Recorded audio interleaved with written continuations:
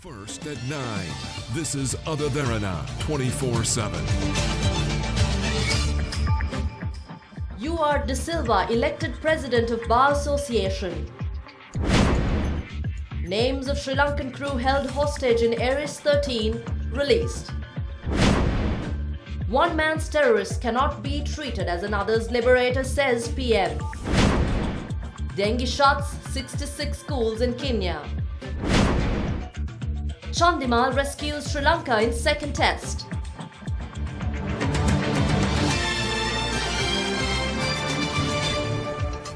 Good evening and a warm welcome to your primetime news at 9. I'm Indipuri Amwatha. Here's a look at your headline-making stories. 66 schools of the Kenya educational zone will be closed for 3 days following the spread of dengue in Trincomalee. The decision was taken by educational authorities following 13 dengue-related deaths within the past 3 weeks. 113 people are currently being treated at the Kenya-based hospital for dengue infection. Around 400 people were admitted to the Kenya-based hospital by the 1st of March this year following the spread of dengue. Reports say the situation has worsened during the last few weeks. Sources of the Kenya-based hospital confirmed the death of 13 people, while 113 dengue patients are currently being treated at the hospital. Residents in Kenya, talking to Derana, cited inadequate drainage systems as the cause for the spread of dengue. In the meantime, locals, together with the National Dengue Control Unit, armed forces, police and health officers commenced a mission to destroy possible dengue breeding places. I insist that the authorities clean the drainage system immediately. People of Kenya pay the highest to the electricity board. They should clean their land next to the Kenya hospital soon. Meanwhile, 66 schools were temporarily closed for 3 days by educational authorities within the Kenya educational zone. Authorities have instructed principals to clean school premises and surroundings during the 3 days. Meanwhile, the Ministry of Health recommends that schools in Kenya remain open as the fumigation process is already underway in the area. The ministry said that additional doctors and specialists have been deployed in the area, while measures are taken to set up intensive care units at both Trincomalee General Hospital and Kenya Base Hospital. In the meantime, the epidemiology unit confirmed a rise in the number of dengue cases in the first 2 months of this year. During the period from January to date, 21,541 dengue cases have been reported. And dry weather conditions prevailing in the country are expected to ease during the coming days. The Meteorology Department says weather patterns affecting the country are changing, leading to forecasts in rain. And the rainfall at most places due to convective thunderstorms is fairly high, and even yesterday there were several rainfalls of over 100 millimeters. The areas which are affected by the drought towards the end of last year have now almost received adequate amounts of rainfall. We are expecting the convective thunderstorms to continue over most parts of the country. And the convective thunderstorm season is, due to continue until the end of April. Approximately 1.2 million people have been affected by the drought, which began in November last year. 50 million rupees have been allocated by the government for the distribution of water within the droughted areas and for those who do not have access to safe drinking water. The Disaster Management Centre, however, stands ready to tackle any contingency. These days, rain being recorded in many areas. As per the Meteorological Department, rain could be expected. So far, the water distribution continuously have been doing by the Ministry of Disaster Management and Disaster Management Centre, as well as the district officials. More than 100,000, I think, properties damaged because of drought situation. So those things will be assessed by the relevant authorities with the support of the Ministry of Disaster Management and further. And still 117 call center number is completely open, and water distribution in many areas still being continued, even including the health. Derana meanwhile spoke to Dr. Janaka Akravita, who stresses the need for precautionary measures during the extremely dry weather. Our environment is hot and humid during the daytime. So with that, there are a lot of effects on our body. One, we tend to sweat a lot.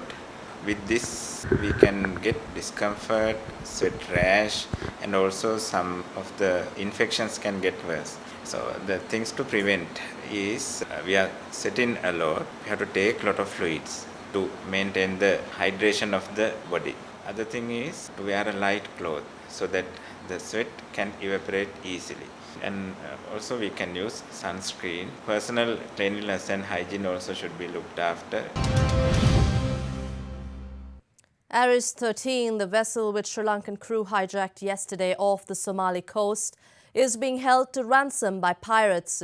Speaking to other Derana, piracy expert John Steed confirmed that the 8 crew members are safe and that the pirates and the owners of the UAE-operated vessel are in dialogue.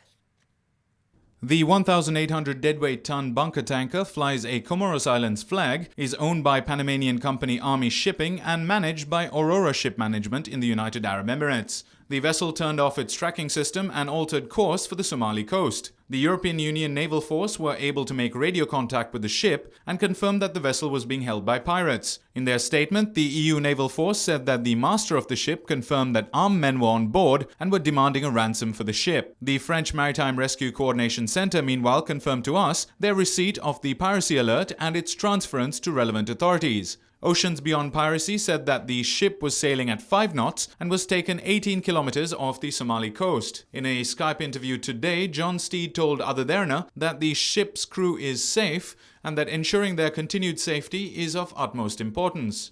Well, we know that, first of all, probably the most important thing is we know that the crew are safe, that the owner of the ship has spoken to the crew and the crew are safe, and that the owner is in contact with the people holding the ship. The owner or the insurers appoint a negotiator on their behalf, and the negotiator is the sole point of contact with the pirates. The identities of the 8 Sri Lankan crewmen were released to media today. S.A. Nicholas, the captain from Mata Kulia, Ruan Sampath, chief officer from Matugama, Jayantha Kalabowila, chief engineer from Horana, Dilipa Ranavira, third officer from Gaul, Janaka Samendra, third engineer from Mathura, Sunil Pereira, bosun from Kandana, Lahiru Indunil Widanapatirana, able seaman from Gaul, A. Shanmugam, the cook from Negombo. Sri Lanka Navy also gave us an update on the situation today. Yes, the Navy, in collaboration with the Minister of Foreign Affairs, so the Sri Lankan government has promptly initiated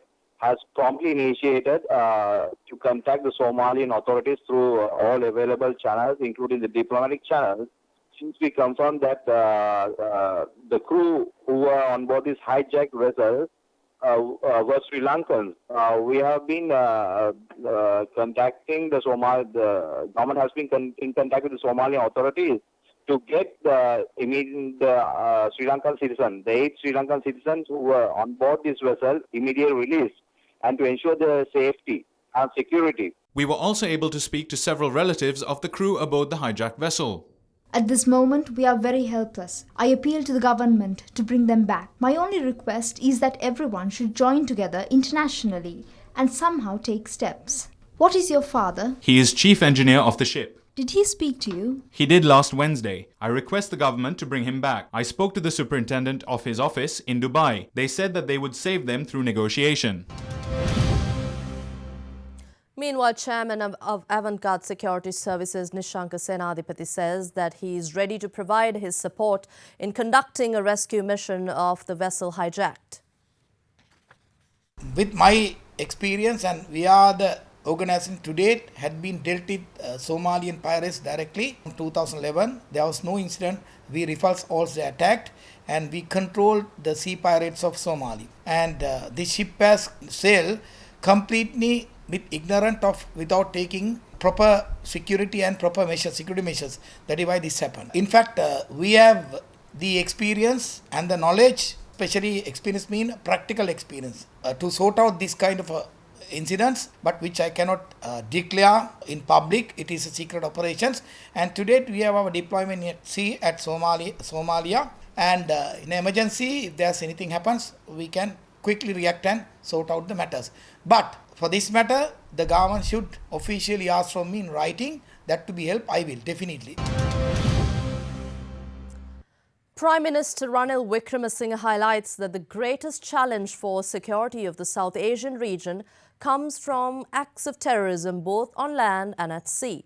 The Prime Minister said this addressing the Counter-Terrorism Conference 2017 held in New Delhi yesterday. The future of Asia lies in the Indian Ocean, which is a rising giant, home to 3 billion people. It's the vital energy link between Middle East and Asia. It is also the main shipping route between Asia and Europe. Therefore, the global economy depends on the free flow of Indian Ocean traffic. Hence, the security of Indian Ocean is of concern to all. The greatest challenge the security of the region faces today comes from non-state actors who engage in terrorism both on land and at sea. During the last 1.5 decades, this threat has spread to the maritime domain. Maritime terrorism is now on par with land-based terrorism. Maritime terrorism also has the capacity to disrupt global economies. The Indian Ocean, the complexity of maritime threats require navies to rethink their roles and how we can respond effectively and adequately against these non-state actors. One man's terrorist cannot be treated as another man's liberator. The resolution requires the states to support each other's efforts to counter the threats of terrorism and violent extremism.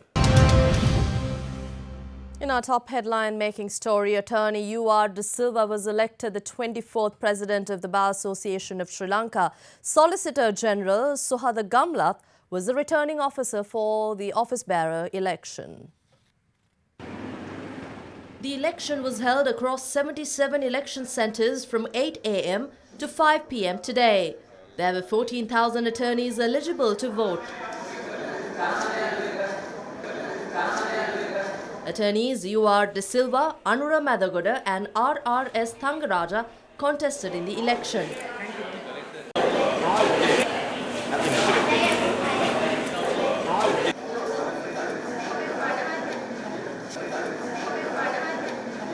I was thankful to ST and the others members of the Attorney General's Department and especially the judges who came forward to conduct this election. Otherwise, we won't have this election procedure.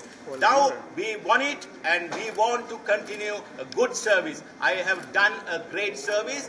You have applauded it and you have affirmed that, and now hereafter I am going to work with you all and do lot of things to this bar association.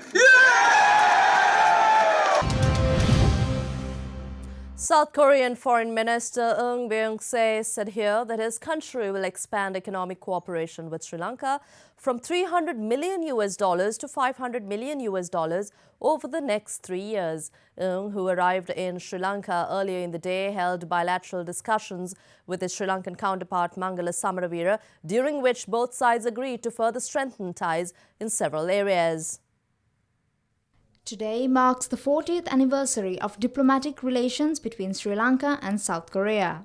This is the first official visit by a South Korean foreign minister to Sri Lanka in 31 years. The ministers signed a memorandum of understanding on cooperation between the Korean National Diplomatic Academy and the Bandaranaike International Diplomatic Training Institute. South Korea will also grant $200,000 as humanitarian assistance for the ongoing drought.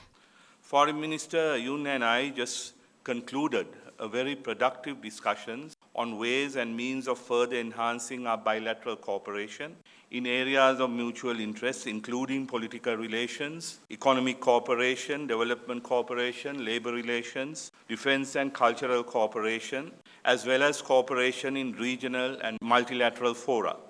Sri Lanka is also deeply appreciative of the decision by the government of the Republic of Korea to increase its EDFC development assistance from the existing $300 million to $500 million over the next 3 years.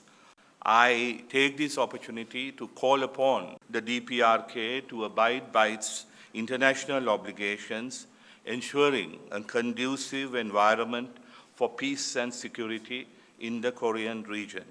In this regard, my government appreciates the Sri Lankan government's faithful implementation of UN sanctions resolutions against North Korea and expects close cooperation in many other areas at the regional and international arena. I'll be back with your business stories on the other side of this break.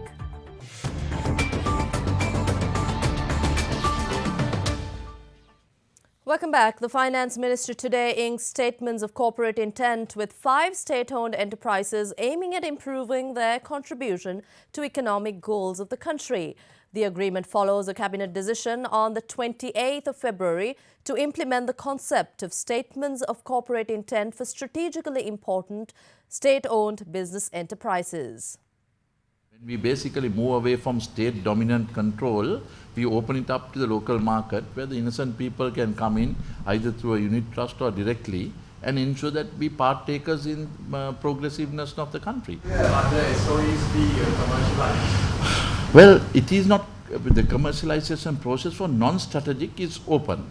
Now we have got to ensure that the transparency in doing it is opened up. We have got to get a true valuation, get the staff protected, and then go forward. No, nothing to do with IMF. Absolutely nothing. Whether it's IMF or even if North Korea comes and tells us what is good, we'll do it. Well, we are not in an urge to do so, but we only want to show that our intent is correct. 51% of the ownership. Sri Lanka will definitely, that's a policy taken. We will not allow controlling rights to go out. What about the other SOEs that you are planning? Now that's different on Sri Lankan, which is a nationally. My Prime Minister and President have been very clear on that. National Water Supply and Drainage Board, Airport and Aviation Services Limited, Sri Lanka Port Authority, Ceylon Electricity Board and Ceylon Petroleum Corporation signed a memorandum of understanding for efficiency improvement. Keeping with international regulations, we must have the runway of the Bandaranaike International Airport resurfaced. If not, starting next year, flights will not be able to land there and all flights will have to be diverted to Mattala. In that case, passengers will have to be brought back in buses. As a solution, we resurfaced the runway within 3 months at a cost of 49 million rupees. We are happy that work has been completed earlier than expected. The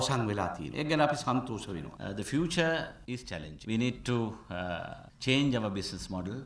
We need to look at private sector involvement in investment within public sector, and we need to educate our trade unions about the benefits of these new business models. And in the meantime, we also have got to be prepared to be ready to install sectoral regulators, which is lacking in most of our areas.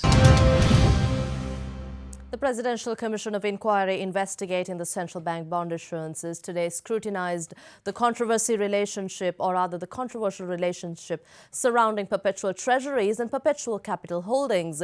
Meanwhile, a group of attorneys headed by President's Counsel Ramesh De Silva obtained permission to represent former central bank governor Arjuna Mahendran during the sitting of the commission. Former central bank governor Arjuna Mahendran reappeared before the Criminal Investigation Department, affiliated to the Commission of Inquiry, for the 4th consecutive day. His statement to the CID lasted almost 3 hours. Meanwhile, the Commission's regular sittings commenced with a special request from a group of attorneys headed by President's Counsel Ramesh De Silva to represent former CBSL Governor Arjuna Mahendran during proceedings starting today. President's Counsel Ramesh De Silva argued that the former governor had been summoned for 4 days, resulting in him making statements for almost 9 hours a day. The commission then granted permission for the request on the grounds that former governor considers it desirable that he should be represented. Proceedings of the commission then continued with former superintendent of the Public Debt Department, Dhammika Nanayakara, giving his testimony for a 3rd consecutive day. Representing the Attorney General's office, Deputy Solicitor General Milinda Gunathilaka brought the attention of the Commission to the controversial relationship between perpetual treasuries and perpetual capital holdings. The Deputy Solicitor General argued, based on an article published by the former central bank governor Ajit Nivad Cabral on the 4th of July 2015. The Commission pointed out that according to the article, Cabral had acknowledged his sister Shiromi Wickramasinghe's appointment as Director of Perpetual Capital Holdings, which is the parent company of Perpetual Treasuries. Justice Prasanna Jayawardena then inquired from the former superintendent of the Public Debt Department whether Cabral's sister's appointment was made shortly after Perpetual Treasuries receiving permission to participate in central bank bond auctions as a primary dealer. The former superintendent agreed. Cabral had mentioned in this article that during 2014, when he was still in office as governor, bids offered by Perpetual Treasuries during treasury bond auctions were rejected except in one instance. Deputy Solicitor General Milinda Gunatilaka then brought the attention of the Commission to the fact that former Central Bank Governor Cabral had been silent regarding Perpetual Treasury's involvement in Treasury bills or direct placement. Commission member Justice Prasanna Jawadna then asked the former superintendent whether Perpetual Treasuries was involved with Treasury bills and direct placement other than the Treasury bond auction which Cabral had focused on in the article. Providing the balance sheet for the 31st of March 2014, the former superintendent of the Public Debt Department then revealed that Perpetual Treasuries was offered 3 billion rupees worth bids at Treasury bill auctions and another 2.5 billion rupees as direct placements during 2014. The Commission then inquired from the former superintendent whether the article mentions anything related to such information, to which his response was negative. The Secretary to the Monetary Board will be summoned before the Presidential Commission tomorrow. And Colombo equities continue to remain in negative territory in anticipation of Fed rate hike. With all the details, we now have Imeshi Fernando from the trading floor. The benchmark all-share price index lost 14.63 points to close at 6,032.16, while the S&P Sri Lanka 20 index lost 9.82 points to close at 3,450.07. The turnover was 239.99 million rupees with 11 million shares changed in hands in 2,666 trades. Top 5 gainers of the day were Kotmale Holdings, Radiant Gems, Nation Lanka Finance, Gestetner and Asia Asset Finance. Today's foreign purchases were 77.77 million rupees and foreign sales were 16.79 million rupees. Here's a look at how the Sri Lankan rupee traded across other currencies during the day.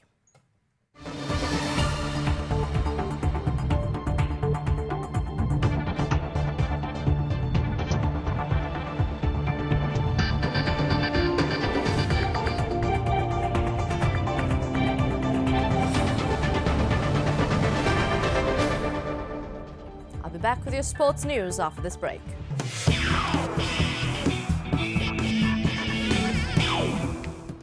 Welcome back. In cricket, the first day of the second test between Sri Lanka and Bangladesh was held at the P. Sarvanamuthu Stadium today. This match is a historic contest as Bangladesh cricket marks their centenary encounter. Commemorative gifts were presented to the Bangladeshi players before the match by Sri Lanka Cricket to mark their centenary test. Skipper Rangana Herath won the toss and elected to bat first. Failing to give a good start, Sri Lanka lost quick wickets in the early stage. Opening duo Demuth Karunaratne and Upul Taranga could not build a partnership due to Karunaratne being dismissed for 7. Number 3 batsman Kusal Mendis lost his wicket when the score was at 24. Sri Lanka lost its first 4 wickets for 70. Pick up a wicket. Yeah, it's too short, too wide.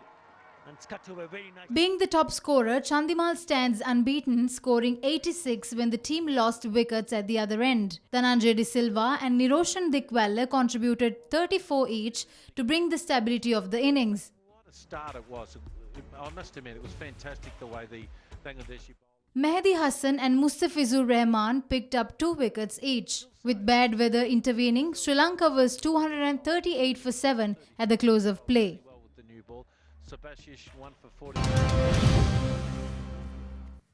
Sri Lanka Cricket is organising a Tri-Nation series together with the Board of Control for Cricket in India and the Bangladesh Cricket Board to commemorate Sri Lanka's 70th year of independence. The triangular series has been named Nidahas Trophy 2018. Our brother country, Bangladesh, is celebrating their centenary test match. So we thought from the cricketing point of view, it's important, it's a big milestone for a test playing nation. And to coincide with finalization of an important event, which is our Nidahas Trophy 2018. We are delighted, happy that both countries have agreed to be with us, requested from the BCCI and Bangladesh Cricket Board BCB to play triangular next year, 2018. The contribution and support we have been getting from countries like India and Sri Lanka cannot be overemphasized. Actually, we have been together, and what we have become today is basically for the support. In India has been very vocal and supporting us. Also, Sri Lanka never said anything which can harm Bangladesh cricket. Rather, they have extended their hands whenever we needed them.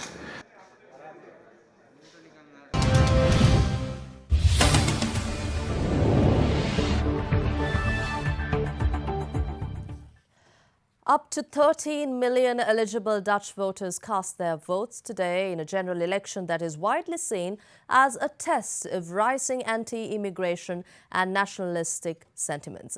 It is also the first of the three crucial Eurozone elections this year. The polls will see 28 parties on the ballot, with a face-off predicted between the party of the incumbent Prime Minister Mark Rutte and that of firebrand populist Geert Wilders. Geert Wilders' Freedom Party, with pledges to take the Netherlands out of the EU, close all mosques and ban the Quran, has been leading in opinion polls, but the recent numbers have suggested that his support may be slipping. Prime Minister Mark Rutte, chasing a third term, has said the election is an opportunity for voters to, quote, beat the wrong sort of populism, unquote. High numbers for Wilders could foreshadow next month's French elections, where far-right contender Marine Le Pen has widespread support, and in Germany this September, far-right party Alternative for Germany is expected to win seats for the first time.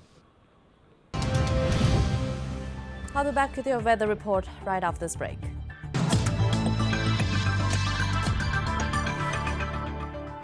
On to your weather forecast for tomorrow now. Showers or thunder showers will occur at several places over the western and Sabaragamu provinces and in the Galle district after 2 p.m. Showers or thunder showers will also develop at few places elsewhere after this period. In the afternoon, rainy conditions may occur in the northeastern coastal areas of the island in the morning.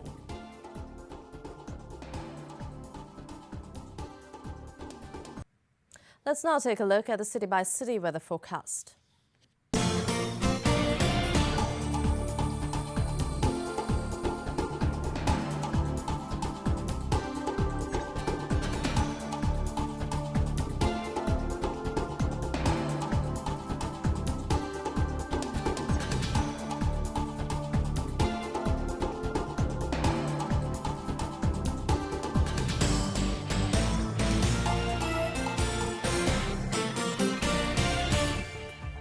And that's it from your news at 9. For the very latest, you may log on to www.otherderana.lk or follow us on Twitter and like us on Facebook. But before we go, we'd like to leave you with visuals from down south Sri Lanka.